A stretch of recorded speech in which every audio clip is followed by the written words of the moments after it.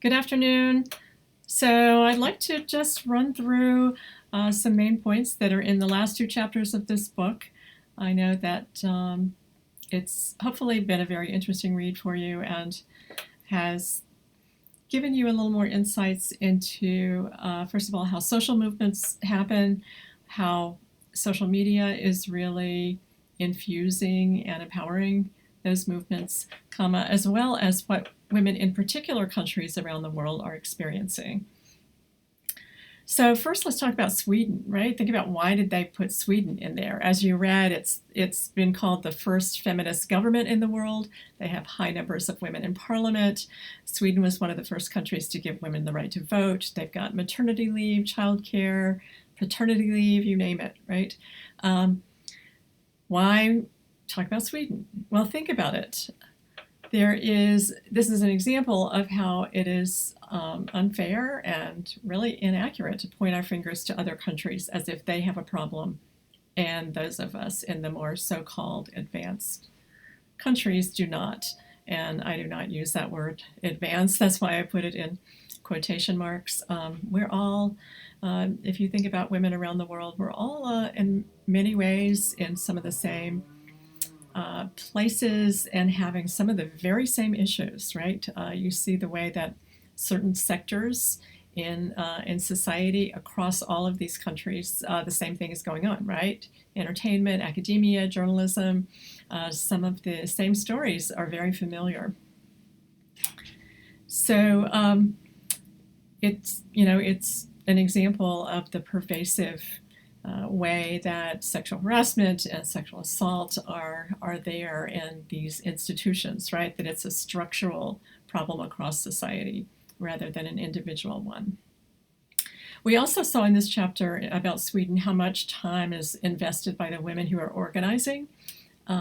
We think of social media as having this immediate effect, right? As if you click and then within seconds or minutes you have a message that's gone viral and therefore the movement is on its way, right? But think about how that's not completely the entire picture, right? That's not only what happens, that this takes many months, years, decades sometimes, right, of organizing, of strategizing, of building some kind of a platform, of building communities across people and organizations. So we see some examples of that in this chapter. On page 133, you can see about how this cooperation across the different sectors in society happened that were useful for the movement. And they do talk about the democratizing effect of technology, right? Without the technology, obviously, this is going to be a slower, more difficult road ahead. And on page 134, we run into this important question of intersectionality again, right? What does it mean for women in Sweden that aren't of, those who are in the privileged majority of the country, those who are not white, who are not born there. So we're talking about people who are immigrants, who are Muslims, people who are LGBTQ, people of color, and that they're not enjoying the same kinds of privileges as the white women are in that society. And it kind of takes us back to Hollywood, right? And the fact that this is a movement that gets associated with a group of privileged white actresses in Hollywood, and they were able to, actually have quite a dramatic effect by getting Harvey Weinstein basically arrested. But what does it mean for other communities who are not in that privileged set of people? On page 135, we read the startling example of the artistic director at the Swedish Nobel Academy. So apparently it was an open secret that he was a sexual harasser, and of course, years and years of people not saying anything, not doing anything. Jean-Claude Arnault was his name, and that actually, eventually there was success, right? The 3 Academy members decided to step down out of a sense of ethics and moral duty. And it talked about how this was such a storied institution with such prestige, and it was shocking news when it reached the broader audience that he was being accused of this.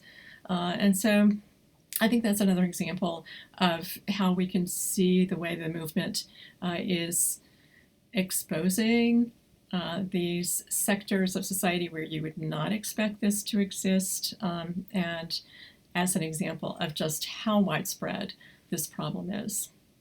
So in 2018, as in other countries, we see thousands of women headed to the streets to protest in Sweden.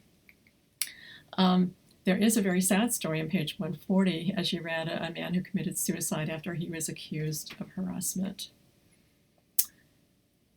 And what happens to Arnold, the Nobel Committee chair? He was actually convicted, given a 2.5-year sentence.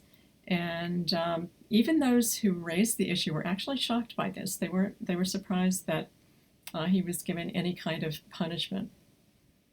So in the aftermath of this, we get the sense that Swedish women have felt emboldened, and they really credit the movement for this, the Me Too movement. There are actions going on across the private sector world too, they talk about, right, in the various workplaces, and how this kind of started to spread, and you started to have hashtags of this sector and that sector and the other sector. Cece, the story that began this chapter, wasn't so successful, right? She ends up getting sued for defamation of the man that she has accused, and has to pay him thousands of dollars in damages. But she is still continuing to speak up. I thought it was interesting on page 145, we see the word that makes the title of the book, awakening. So think about that. Think about how that word really relates to the theme of what we're reading here. In the final chapter, the conclusion sums up what we've learned and gives us a real helpful summary, that some of the changes that we've seen across these cases include changes to laws, right? More women in political positions, major things like the International Labor Organization that now has its first international convention to prevent violence and harassment in the workplace.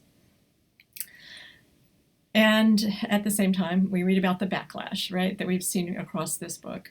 So Brazil's President Bolsonaro, who said that women who were accusing him of rape were not attractive enough for him, which, if you've been following the case of former President Trump, he said something similar about Jean Carroll, who had accused him of rape, and you probably have learned that the courts found him guilty and had to pay a large fine to her.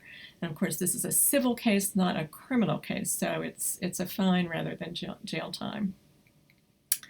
The quote on page 151 is quite interesting, right? The growth of the Me Too movement across the world amongst survivors, and the way that they say that